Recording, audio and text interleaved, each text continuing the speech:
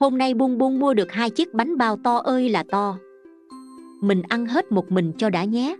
Đăm Đum đứng gần đó, hộp cơm trống rỗng. Cậu nhìn Bun Bun với đôi mắt mong chờ. Bun Bun ôm chặt chiếc bánh còn lại. Chắc bạn ấy không sao đâu nhỉ. Giờ chơi bắt đầu, nhưng không ai gọi Bun Bun chơi cùng. Bun Bun cố gắng lại gần, nhưng các bạn im lặng và quay đi. Cô Nành ngồi cạnh Bun Bun, dịu dàng hỏi: Con buồn à? Có chuyện gì vậy? Cô chỉ lên bảng chia sẻ là hạnh phúc.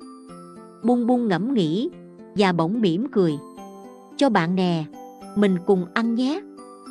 Đăm Đum sáng rực đôi mắt. Một chiếc bánh 2 nụ cười. Ngọt hơn cả nhân bên trong là tình bạn. Khi biết chia sẻ, niềm vui không chỉ quay lại mà còn lớn hơn rất nhiều lần.